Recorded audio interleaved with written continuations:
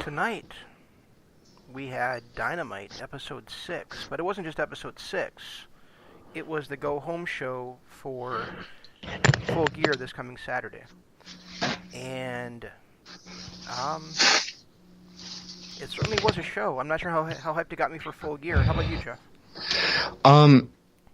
I guess if you haven't been following the storylines, it kind of fell flat. But otherwise, I thought for anybody that has watched the first 5 weeks, it was a perfect go-home show. And I was thinking about it during the show. One thing you and I have complained about forever is the fact that we see the matches leading up so much in three-way matches and trios matches and tag team matches and then one-on-one matches that by the time we get to the pay-per-view, we have no interest in actually seeing the match. I'm thinking back, is there anybody other than Pac, as JR was corrected, and Adam Page that we've seen on AEW TV on Dynamite at all? I'm sorry, what was the question?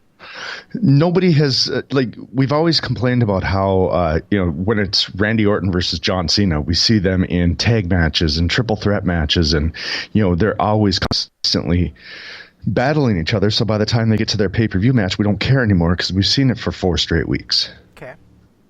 Other than Pac and Page, I don't think we've seen any of these pairings that are going to be on the pay-per-view at all on AEW TV.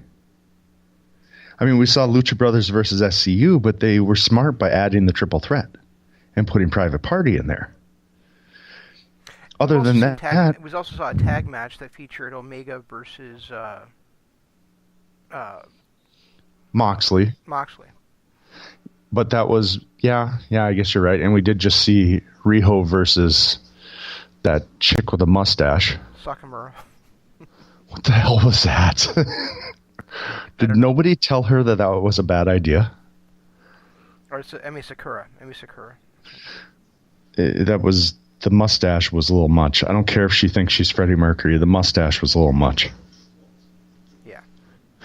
I don't know. I actually enjoyed the show. I thought the show did well. I thought Cody's promo was on point and right up there with every other promo that we've seen. Last week we were going off on the Moxley promo, and then the week before we were going off on the Kenny Omega promo, or not Kenny, but Jericho, and I thought Cody's was on par with both of those. Oh yeah, Cody's promo was awesome.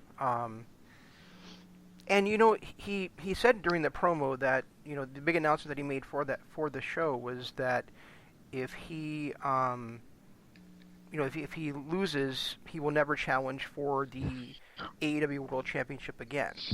Which is the worst possible foreshadowing. I hate when they do those stipulations. Well, so that means that he's either going to win the championship, which I think he should, being the fact that Chris Jericho is going to be in one of the main events of Wrestle Kingdom, and there is no partnership between the two promotions.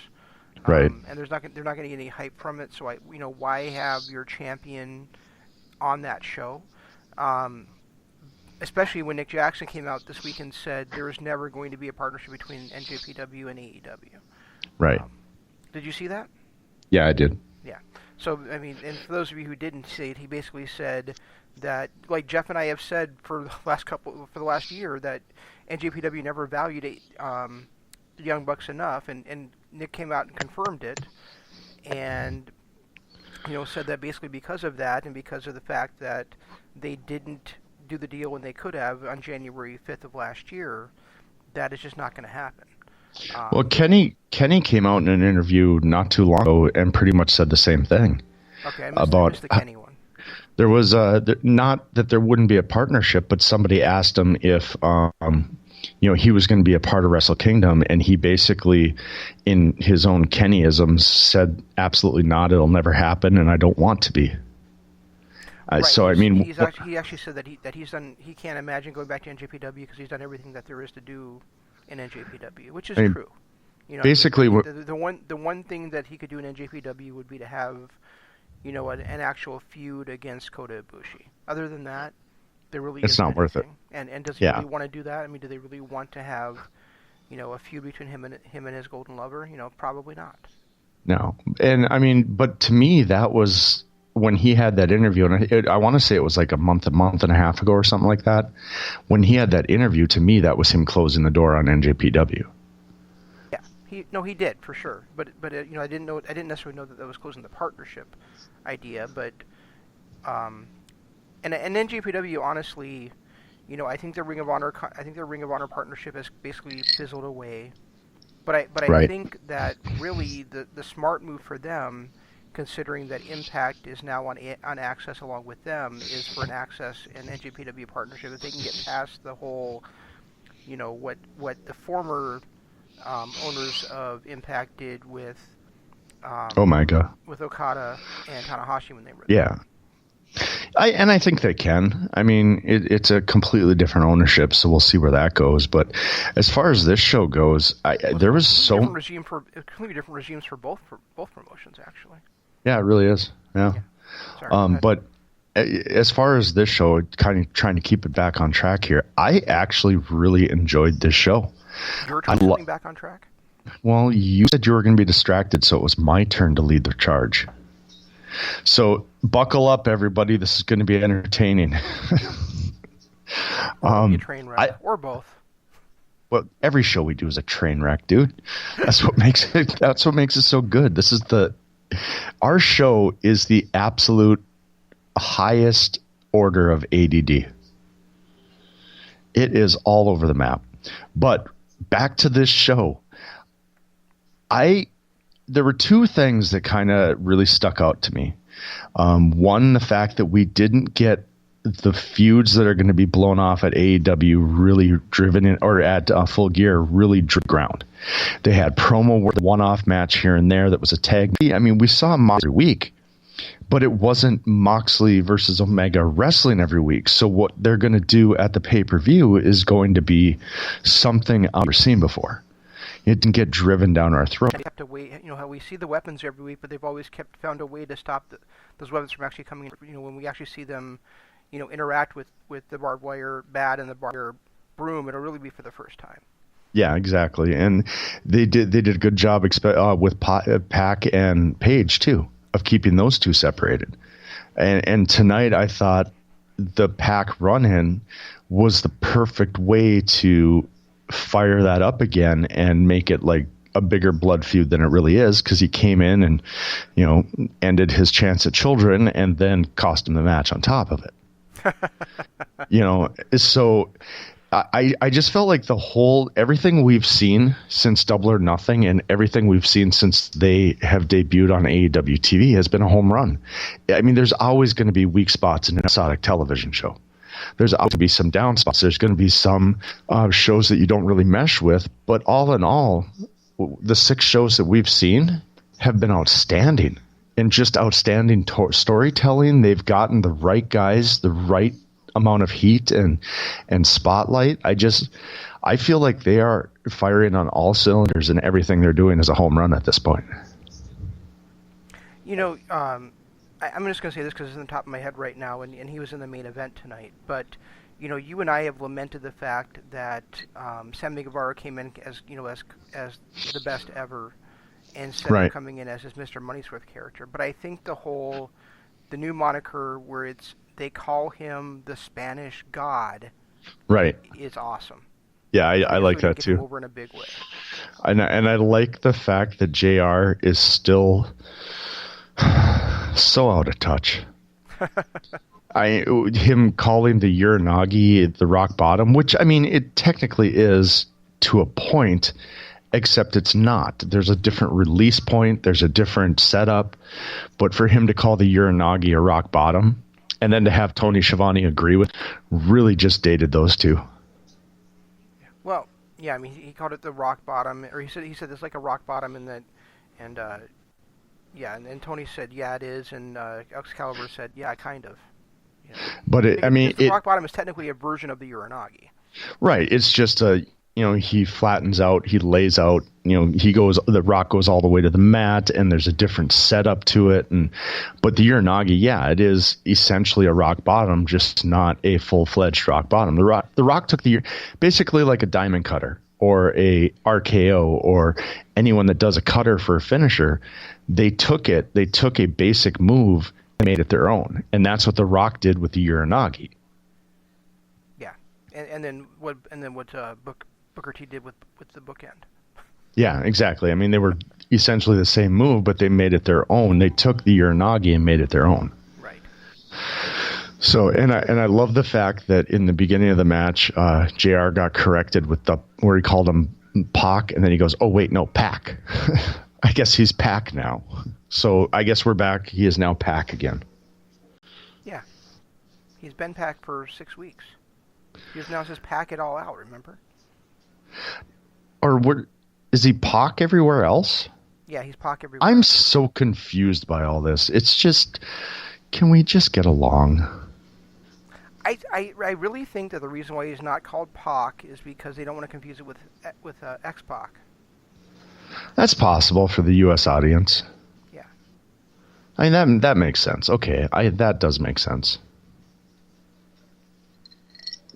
As far as the matches go, again, I felt like we're getting an NJPW style show with an American twist. I thought all the matches were done phenomenally.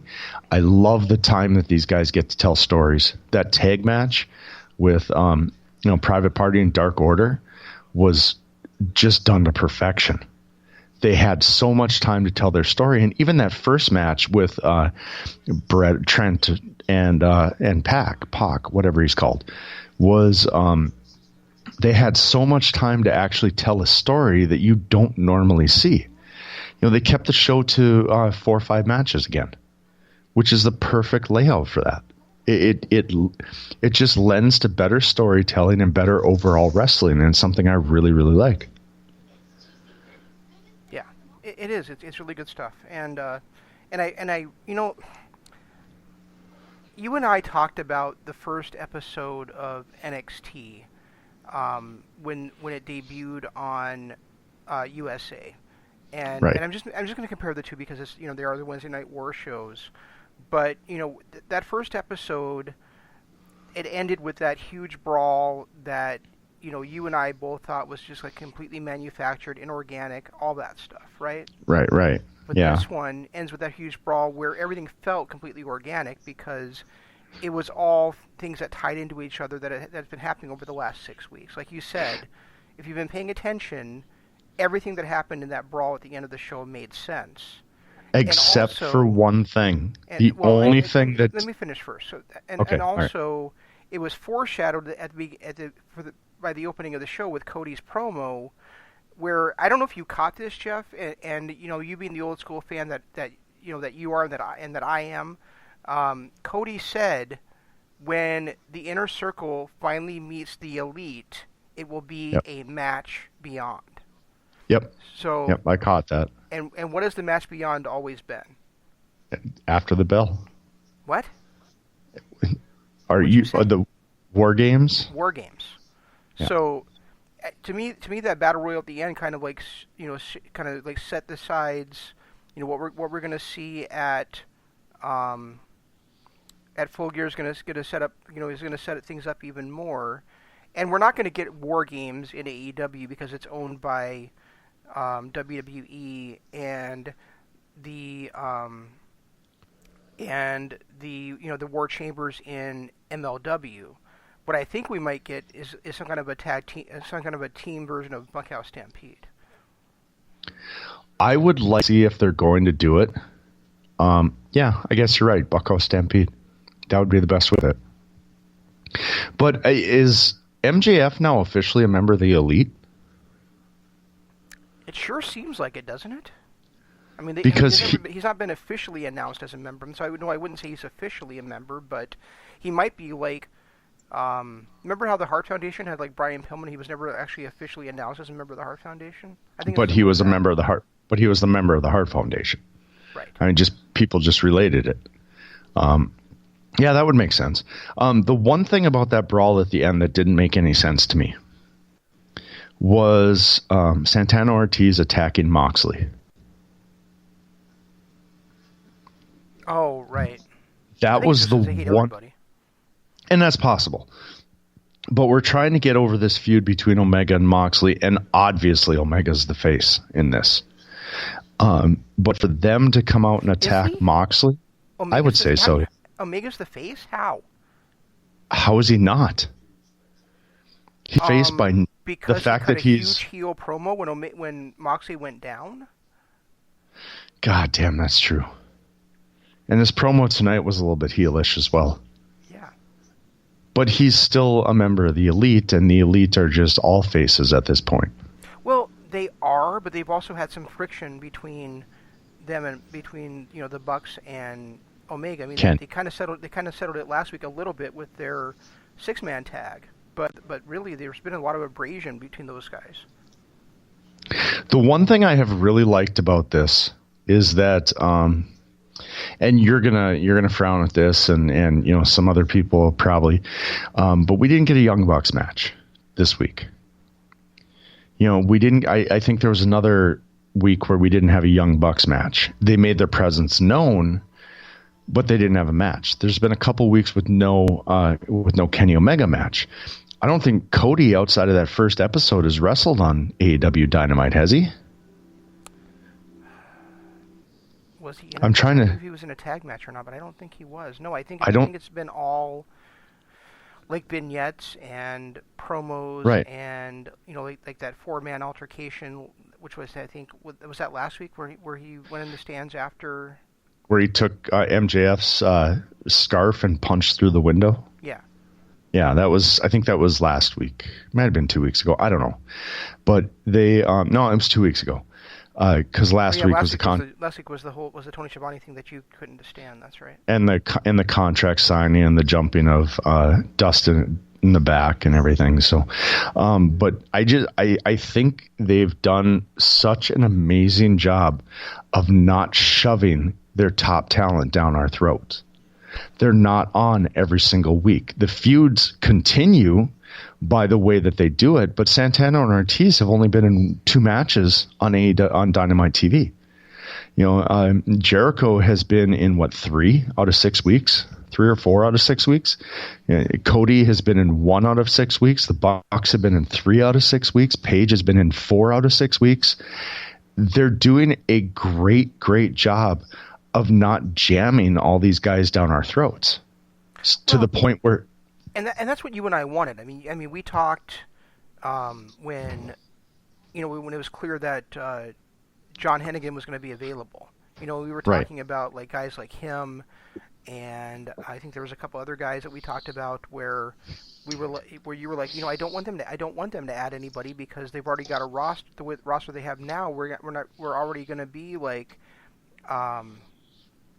They're already going to be like running where they have too many people to show every week, and we talked about that. Like, well, maybe they're not going to show them every week. Maybe we're going to get a more spaced out version of a show where we're not going to get sick of these guys, and that's what they've done so far. They've done a great job of it. They've done a great job of keeping the whatever feuds for the pay-per-view they have are fresh. They're setting up for future pay-per-views, and they're not jamming these guys down our throats to the point where we're sick of them because we see them every week. They've just done such a great job of storytelling and spreading things out and making us want to show up every week because we don't know if we're going to get our favorites every week. No. I mean, they've done a decent job of announcing what matches are coming up, but like tonight the only reason I know what match was coming up is because you told me on Monday night is that we had that tag team main event. Otherwise, I had no idea what was announced for tonight's show. And that was because of the Raw commercial, the commercial on Raw, and I just happened to have Raw on at the time. Yeah. I don't know. I just think you and I have busy personal lives, and we don't have time to like pay attention to everything that's being announced on the internet and stuff. Exactly. And that's kind of how I want it. Having like a big match announced in order to hype the show is great, but I would rather, but seeing a show build organically is also a lot of fun. Yeah, exactly. And I one thing, I love that crowd, that sign in the crowd tonight because it's absolutely true. At least for the first 6 weeks of their television show, for their pay-per-views, for their free per-views they had on BR Live, AEW, where wrestling matters. Right. Because it does. And I'm not mad at I'm not mad at the the fact that they're keeping a win-loss record. I'm not, I like the fact that they're running a show with only 5 matches in a 2-hour show. That's about perfect.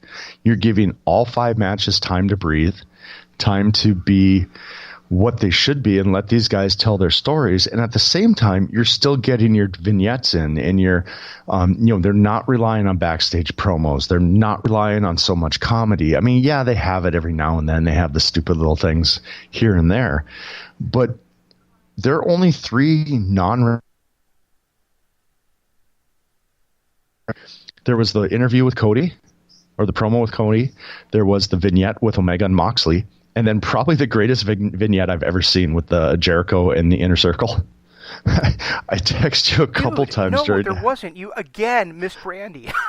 Oh no, you're right. I did see Brandy. See Brandy. So there were 4, but the Brandy thing was so quick and sweet. It's just like, okay, we're done.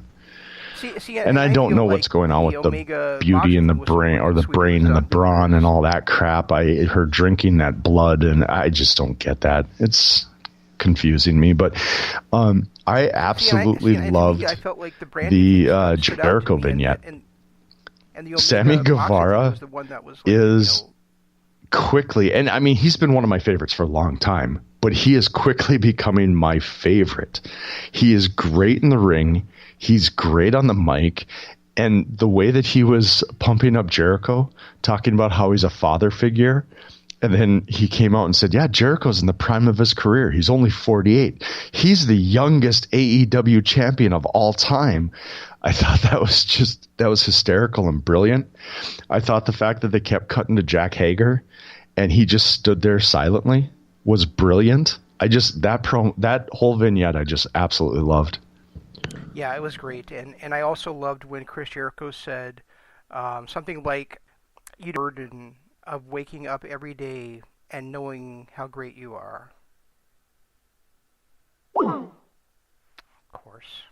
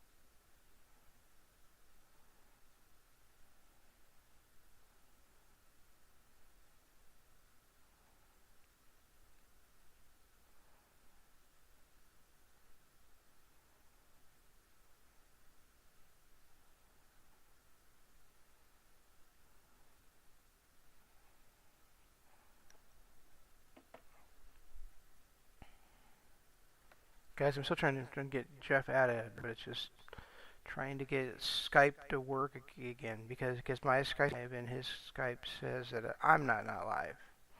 So I don't understand.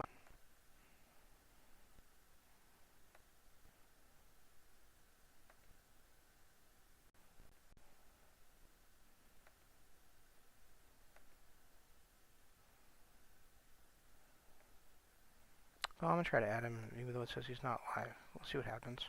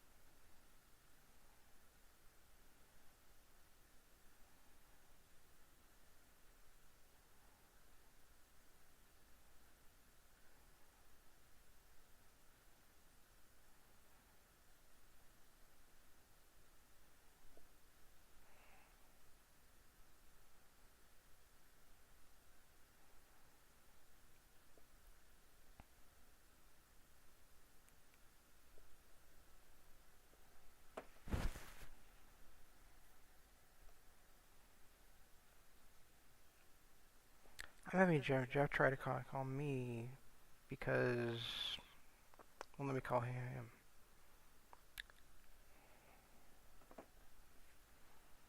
Yeah, this is not working.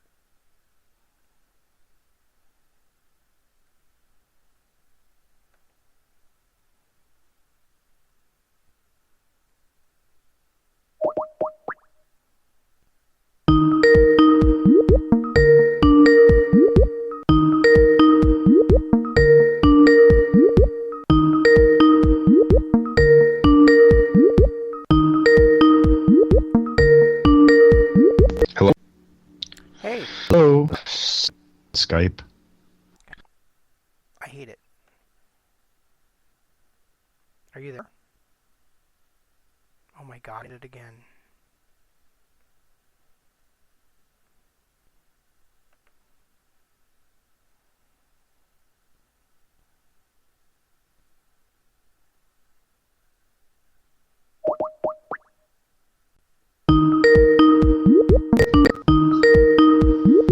Are you finally there? Something in the background. Can you hear me? I can hear you. Can you hear me? I can hear you. Oh my God, what in the blue hell happened? Skype, I'm going to say this one more time.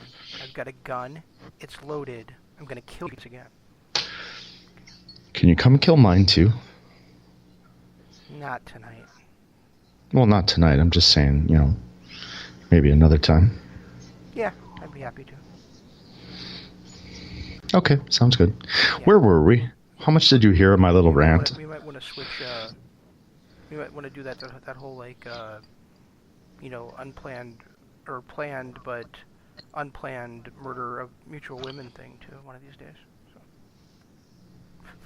No, I'm good with that.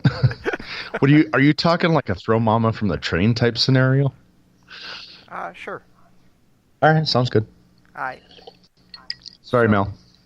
What else did we have to cover on Dynamite before we talk about the pay-per-view? I don't know. What the hell was I ranting about? I was ranting about something. Did you even catch any of it, or did it just die? No, I did, and I had a response to it, and now I can't remember what it was you were ranting about or what my response to it was. So was it about Jericho's promo and the fact that Jack Hagar was brilliant in that promo by not saying a single word, and they kept going back to him? It was. That's right. And then I heard all that, and then I said, and the other great thing about it was Jericho said something like, "You don't know what a burden it is to wake up every morning and think to yourself, wow, am I great?" Right. Such a great vignette, and there was so much going on in it. There was Sammy and his comedy, and I still think the line of the night was easily his. Jericho is only 48 years old. He's the youngest AEW champion ever. Right. That got a pop from the crowd. I was in my living room laughing. I thought that was a great line. And every single time they cut to Hagar, and he's just standing there with his arms crossed. Yeah. It was just a brilliant. My wife actually was home for once and watching Dynamite with me, and she's like, "Isn't he the only AEW World Champion?" And yeah, that was the joke, hon. That was the joke. That Hagar, just every time they went back to him and he was just standing there, was such brilliant. And they are doing such a great job they're doing a better job with getting him over in 5 weeks than WWE did in 7 years? Something like that. He is just he's an amazing character, and he hasn't said a single word yet. Yeah, I don't know. When he was the most over in WWE, it was his catchphrase that was over and his manager that was over, not him.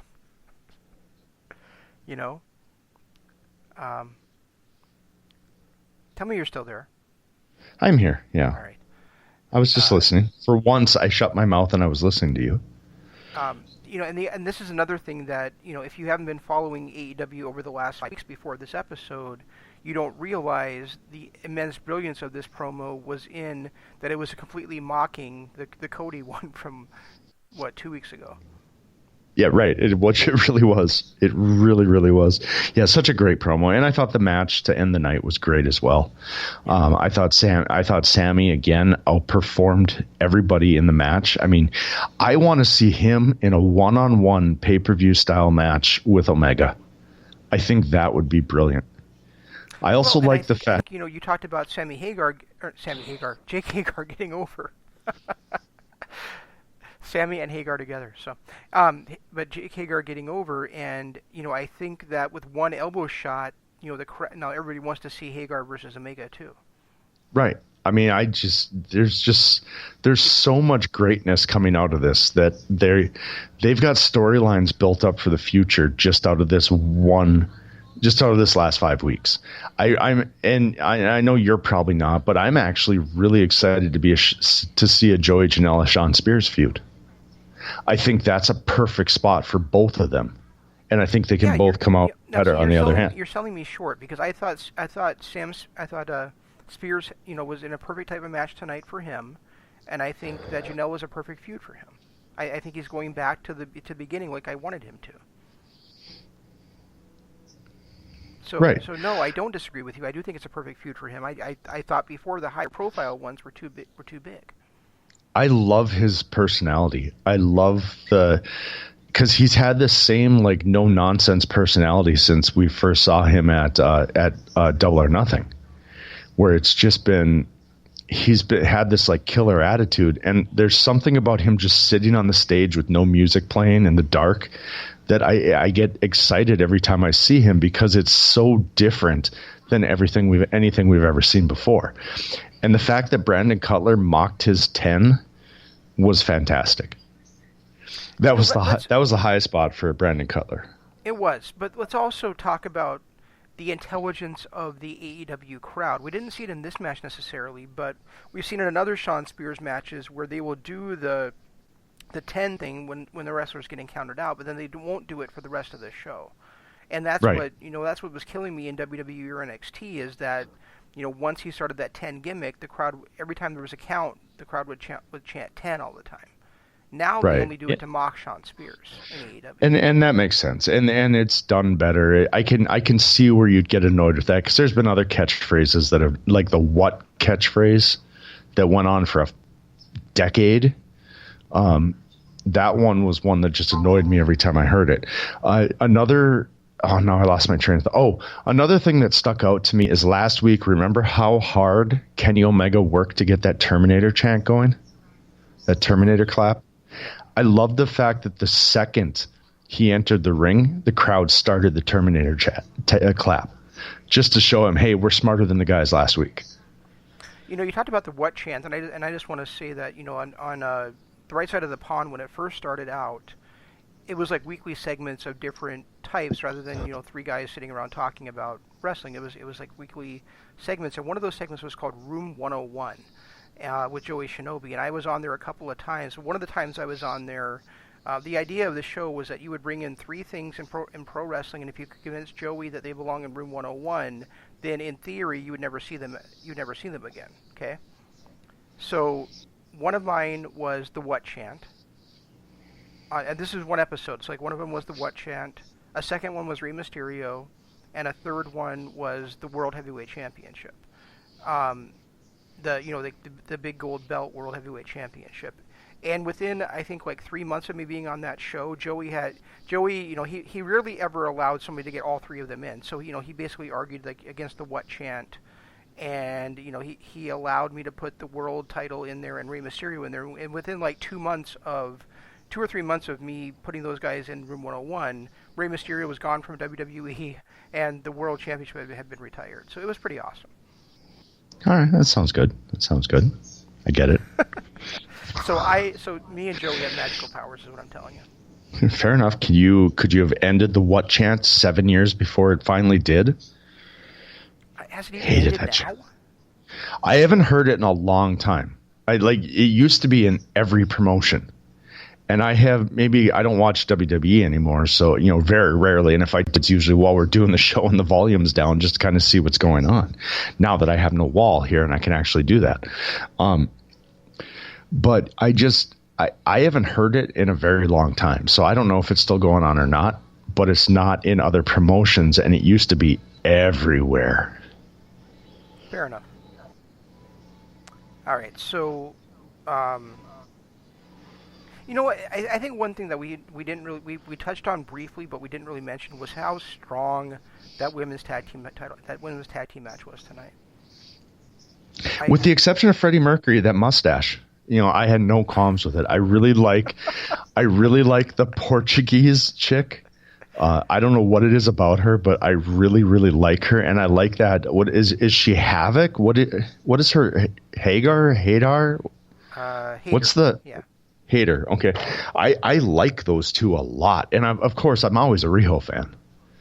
Like, Riho is just amazing to me. I love everything about Riho. The fact that she's 98 pounds and is able to wrestle the way that she does. And I like everything about her. And I really like those two newbies. I don't know what to think about the mustache.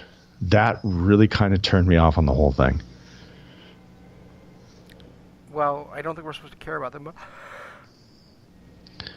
what are you yawning for in the middle of a sentence? We were kind of like, well, she's obviously going to lose this match because she's kind of the one nobody knows about. And she did lose that first match we saw her in, and now she's won a couple, and it looks like she might be setting up to be the challenger at She is. It was announced already. It was announced before the show. Oh, yeah. Yeah, you haven't seen the card yet? No, I looked at the card a little bit ago, but and it said... but the card I looked at said that it was a rumored match, not that it was an official match. All right. Well, it's good that we are, now's a good time to, I guess, move on to that so we can do our predictions and everything. But I like it. There's only six matches on the card. They're not trying to jam 15 matches in a card. They're only doing 6. They've got one pre-match or one pre-show match, and that's B. Priestley versus Britt Baker, which... Honestly, as much as we are annoyed with Britt Baker, I think that would have been a good pay-per-view quality blow-off, but I'm still okay with it being on the pre-show. Yeah, I would have liked to see that actually open the show, honestly. But you're right. I mean, that being on the pre-show is still a good way to get people to tune into the show and all that stuff. Right. Then when you look at the actual matches, and I don't know what the order is going to be. I mean, the only one that I know for sure, they're doing a good job of keeping the AEW World Championship as the main event. And then they got Moxley Omega as the non-sanctioned match after the show, the lights out match. So we got Mox versus Omega and Jericho versus Cody. Those are going to be the two headliners. Then we got the Bucks versus Santana and Ortiz. We knew that. Page versus Pac. We knew that. Pac, whatever. Riho versus Sakura. And then SoCal Uncensored, Lucha Brothers, and Private Party. So it's looking like a really, really good card. And the more I see Private Party, the more I like these guys. I didn't think after their last match I could like them anymore, but I did after tonight. Yeah, that was really fun, and but I'm really puzzled about Dark Order. I mean, they came in as a big shots, and they won that spot to have the bye in the tag team title tournament, but then they lose in the semis, and now they lose this match too. It's like, are they going to be a big deal, or are they not going to be a big deal? So I don't know. Not really going to be a big deal. It's weird, but the other thing that I thought was weird, and I hate to bring it back to this match, what was with the hell's the name? The other guy. Not Uno, but the other guy. I can't think of his name. It's Grayson. Grayson, yes, Stu Grayson. It looked like he had these, and maybe it was just the color scheme, but underneath his little tight thing, wrap, whatever he does, trying to look like a caveman, underneath it, he's got, regular tights. And for some reason, maybe it was just the color scheme, but it looked like he had half tights on and the breast was his ass hanging out the entire match. Yeah. What the hell was that? Is it his just color scheme, or what the hell is that? I have no idea. I think they really need to rethink that whole thing. I'm watching it, and that's all I could concentrate on every time he was in the ring. I'm like, seriously, dude, your ass is hanging out. If he hadn't just signed with Impact, I would say that this is the perfect opportunity for them to bring in like a heavy hitter like Ace Romero. That would be a part to make Dark Order more feared. But those guys that come out with him are, my wife today was like, man, that's creepy. And yeah, it's creepy, but there's nothing to really intimidate you about the Dark Order at this point.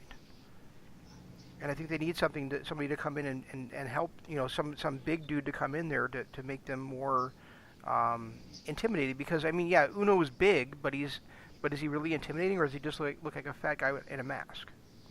He looks like a fat guy in a mask that sits on people. That sits on.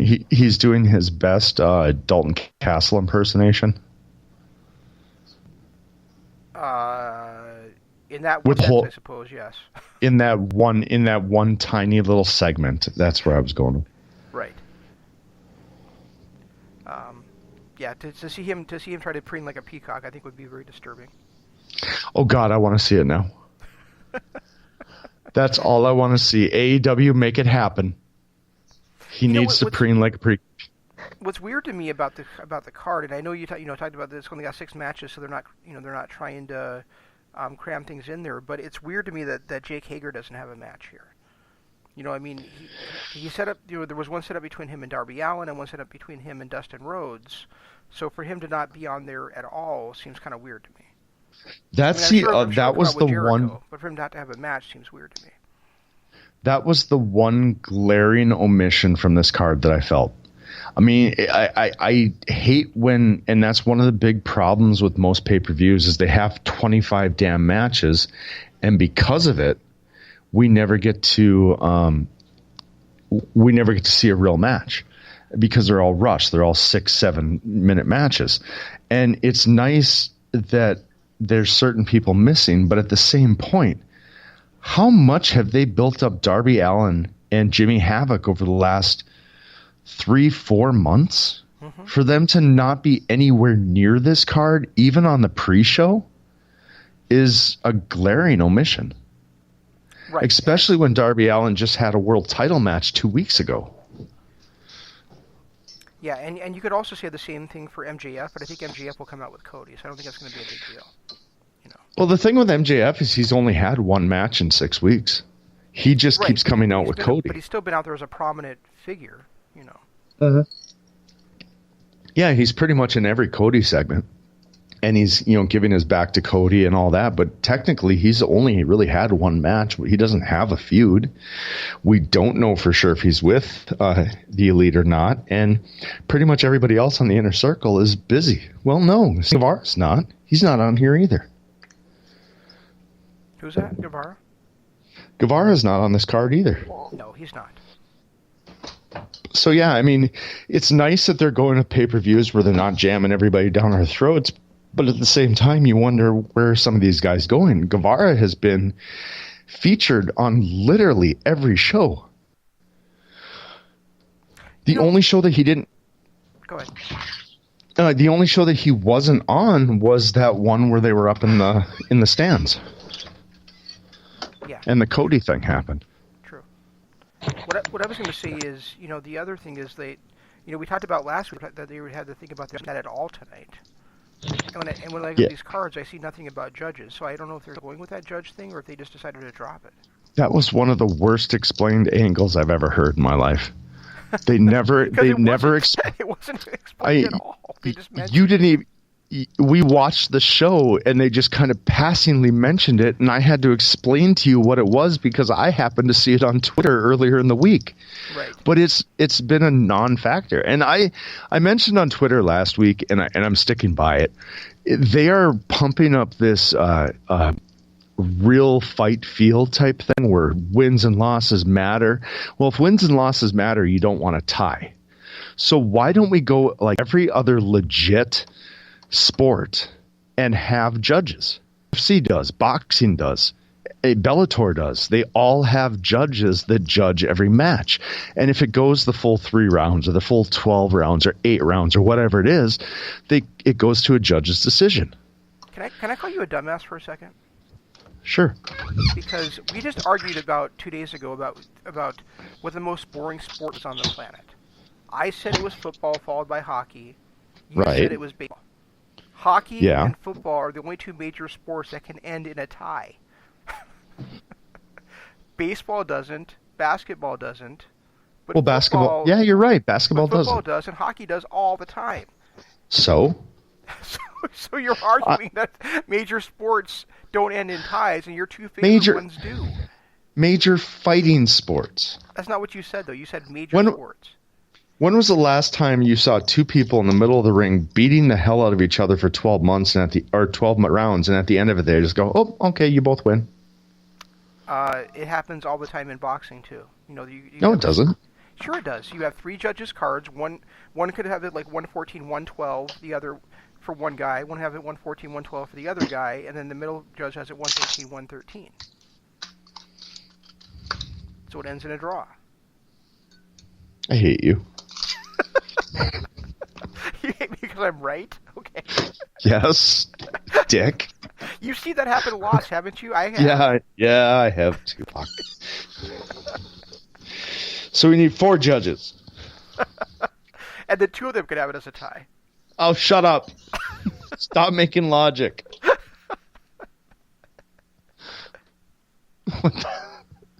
Anyway, back to the show.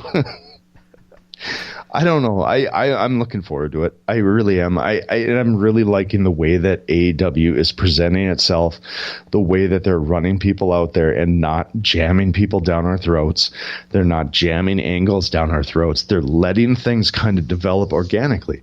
We knew the Pac Page match had some heat behind it because of the last 2 encounters, but they've really kept those 2 apart this entire 5 weeks. Well, 4 weeks after the first match, until tonight. You know, they just cut promos on each other, and then tonight Pac comes out and costs Page a win. I thought it was done, and then disappeared. He just ran away. He was like, "All right, I'm done," and just ran away. I felt like the build to some of these matches has been just perfect.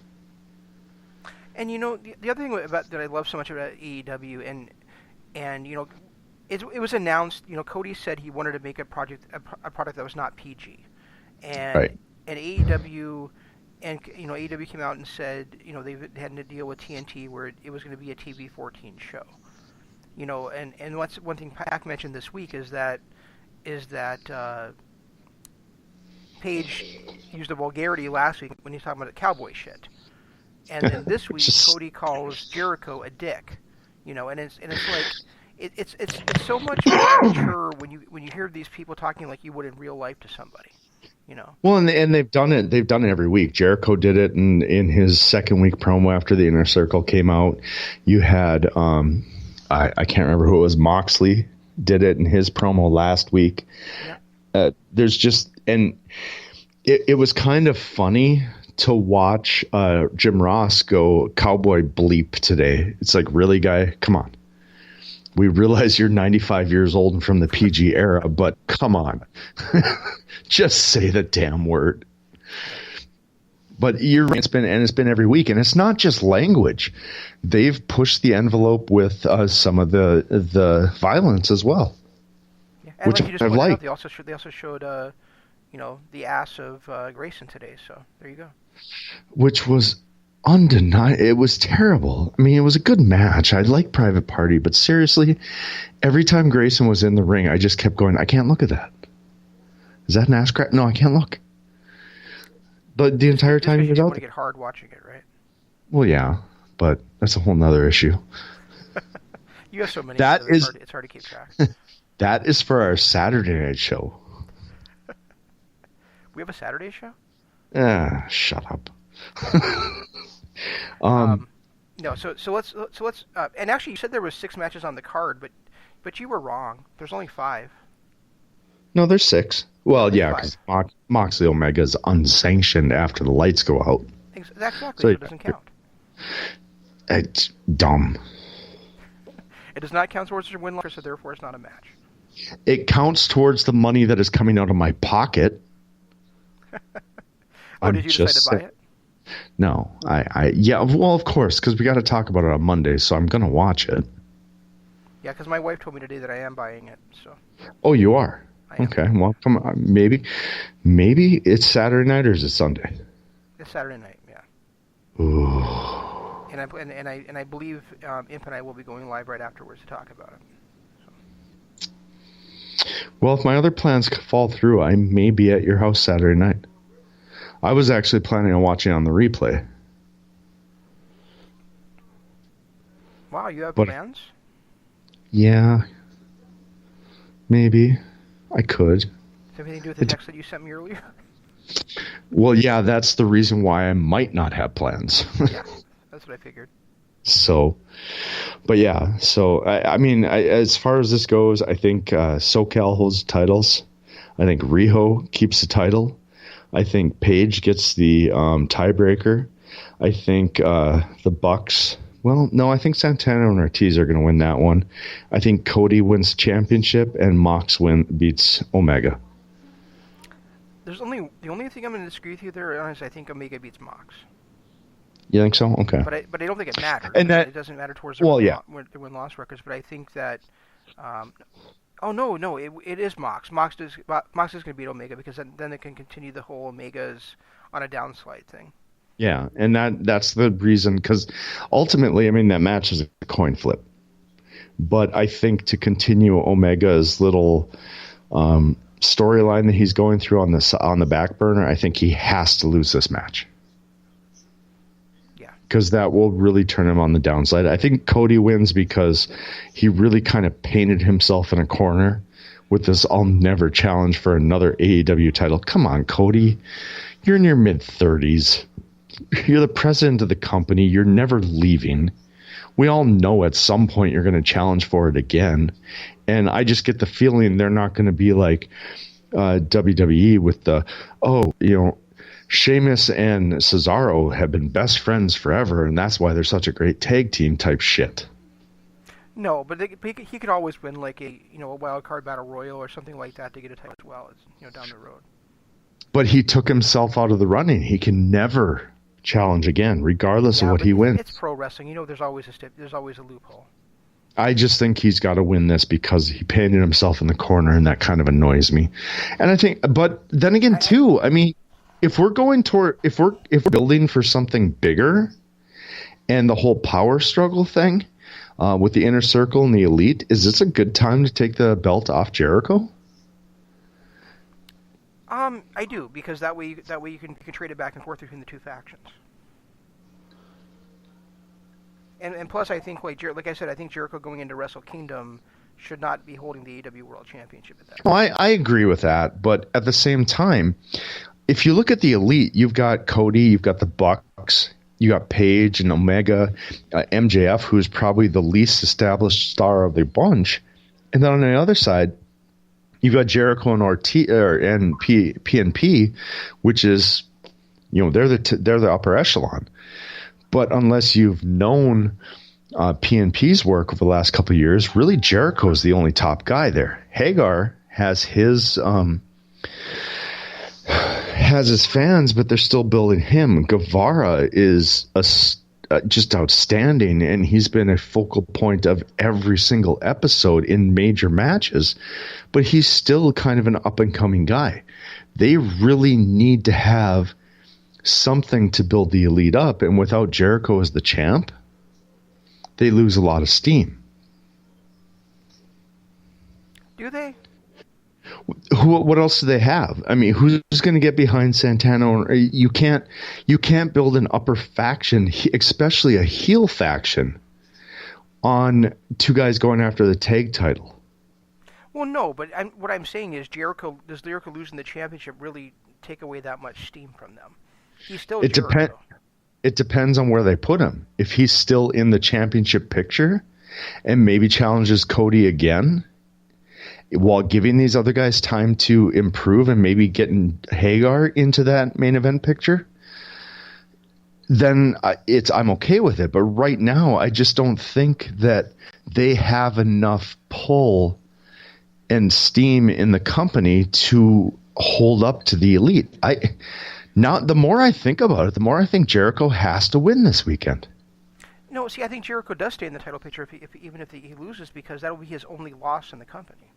Nobody else will have a record capable of challenging Cody for the championship over Jericho.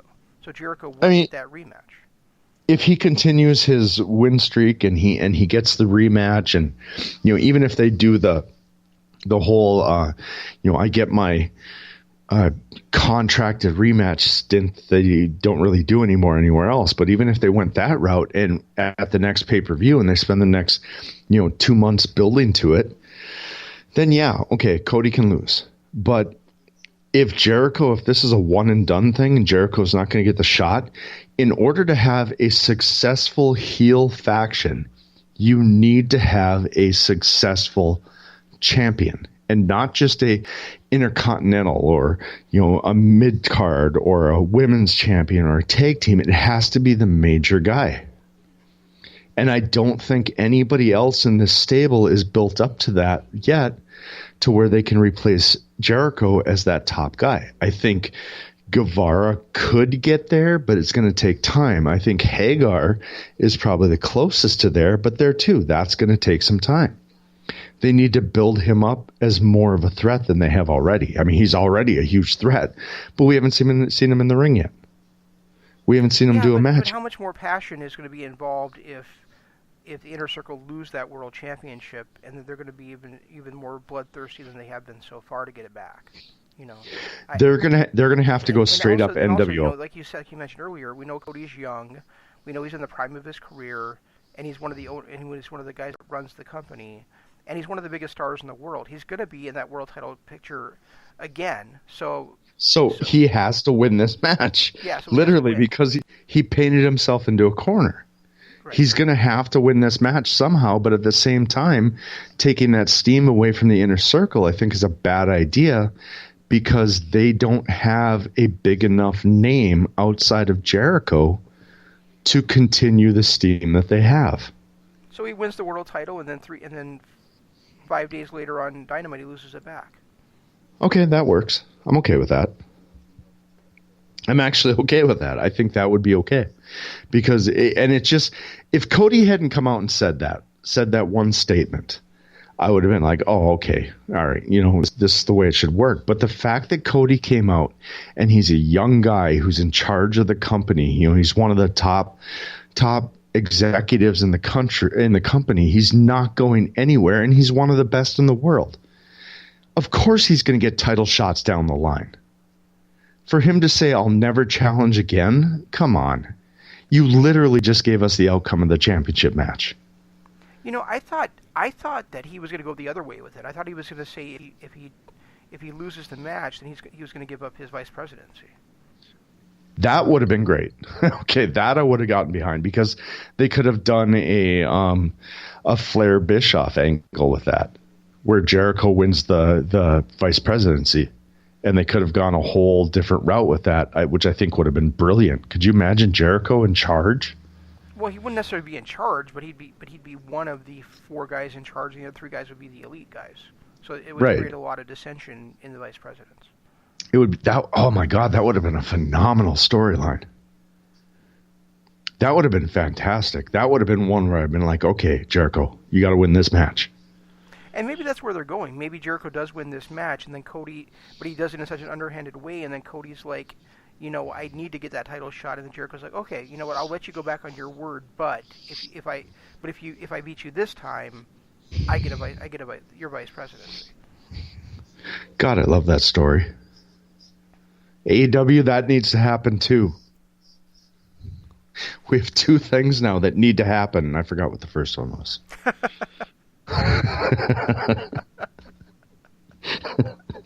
I'm tired, man. I haven't gotten any sleep in like 3 days. And I think the tag title match is going to be great. I think the Bucks versus PNP is going to be great. I think the world title match is going to be great. I think Omega versus Moxley is going to be great. But I'm still looking forward the most to Pac versus Page. I am too, especially after that match they had on Dynamite. Right. I saw their one that they had in Europe, in England, and I thought it was good. But after seeing that match they had on Dynamite, I am so excited for that one. And I honestly, I'm right there with you. I think that's the match that I'm the most looking forward to. I want to see Moxley Omega. I want to see Jericho Cody. I want to see the Bucks and PNP, and of course that triple threat match. Because I really want to see, I really, really want to see Private Party versus Lucha Brothers again. They had such a great match together. Right. But I think I'm right there with you. I think Pac versus Page, that's the match I need to see the most. Definitely. So that's all. So guys, Full Gear again coming up this Saturday. We just ran down the card for our predictions. We basically got the same predictions that going in. I mean, we've given you reasons why each guy has to win the world title match, and I'm gonna stick with Cody winning it. But I would not be surprised if Jericho leaves with the title either. Unfortunately, I got to stick with Cody because he painted himself into a corner, and he just needs to. At this point, he needs that win. Right. But if that storyline, like you talked about, develops, okay, I'm all right with that. I really am. I just think that for him to say that I'll never, ever challenge for the AEW championship again really kind of foreshadowed the end of this match. It almost as badly as the Lucha Brothers and SCU stuff was. I agree with you, but imagine if we're wrong. Oh God, that would be, because of course, in 4 or 5 years or whatever, he might take a step back for a few years, but he's going to challenge again at some point, regardless of what the outcome is. Right. But it would be nice. Some kind of a weird stipulation where he finally gets his shot at the title again. Maybe. But I'm hopefully perfectly fine with him being on the back burner because you got the young up and coming guys. You got Omega. You got Omega and you got Moxley. There's plenty of guys there that can be world champion. Cody is such a big star, but he doesn't have to be the champion of that promotion anytime soon.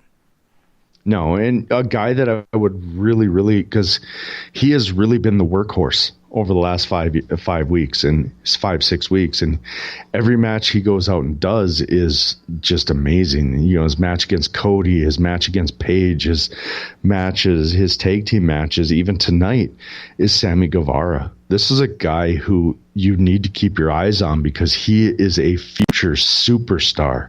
And we have been saying that since his NWA 70 appearance. Yep. But he just gets better and better in his character, in his wrestling, his selling, his offense. Everything just gets better and better every time I see this guy. He is the future of the company. And it's weird that I'm saying that right now because we've got so many other guys who we feel are the future of the company, especially people like Jay White and Page. But I think Guevara has a chance to be better than all of them. I really, truly do. I was sitting here thinking like before you even mentioned Page that a year from now, Full Gear 2, if we're watching Hangman Page defend the world title against Sammy Guevara, I'd be very happy. Oh, I would be too. And I think that's something that could easily happen. I think they're both on the upswing, and I truly do believe everything I've seen from Guevara over the last year. This man is the future of the company. He's athletic. He's charismatic. He's selling matches beyond his years. He's great on the mic when he gets a chance to be. And I just think he is so talented. One of the few people, like my love for Marty Scurll. I like Guevara more than I've ever liked Marty Scurll. That's crazy. Right? That's really crazy. Since I mentioned Page, I'm just going to say that there's only one guy that I would rather see in a heavyweight world title match for Page to defend against, and he's not even in the company right now. So. Who's that? Violence at its finest. Oh my God! You and I talked about it's one of the year, but we talked about how Shane Taylor versus Page reminds us so much of Samoa Joe versus AJ Styles. Right, it really does. That's another guy I would love to see get some run, but that's a story for another day. Yeah. And he's not watching Ring of Honor right now. So. Right. Anything else on your plate for this one? No, I think that's it. Like I said, guys, watch Full Gear, and then Imp and I will be back. We'll be with you right after Full Gear goes off the air on Saturday to talk about it. And if Jeff's over here, I'm sure he'll join in the conversation as well. Oh, hell yeah! And otherwise, you guys got us on Monday nights talking about it too. So, but make sure our Patreon, had a lot of love this week from the shout outs we did. Imp, I love your show, man. Keep it up.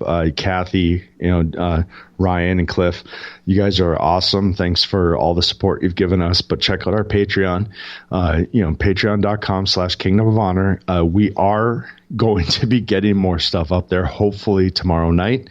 But there is going to be some more content coming while we settle into this 2 show a week thing.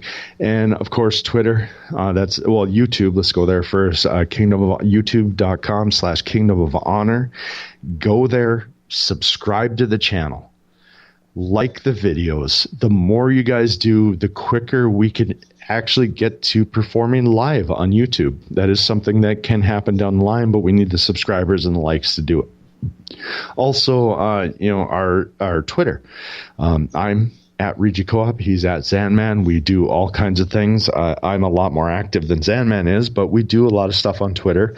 You can find us easily by using hashtag KOH for Kingdom of Honor or hashtag DAD for Dynamite After Dark.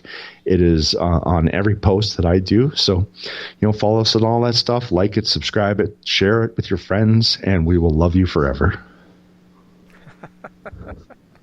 Yeah, and I'm not as active on Twitter, but when I do say something, it's obviously profound. So. yeah, it is. And make sure you also stay tuned to all the other LOP radio shows. Tomorrow night, as Jeff mentioned, is Instant LOP Radio Adventure. On Friday is The Right Side of the Pond. Saturday, again, will be the Aftershock for AEW Full Gear. On Monday, we'll be with you for Kingdom of Honor. And you can catch all of the LOP radio shows also on Boards of Pain YouTube channel. They're uploaded basically the next day after they go on. So, without any further ado, that's all we've got. We'll try to do better next time. Until then, this is you said Shane. adieu. What? You said adieu. This is Shane saying long days. And Jeff saying goodbye. G1 Climax 27. Goodbye. And good night. Bang.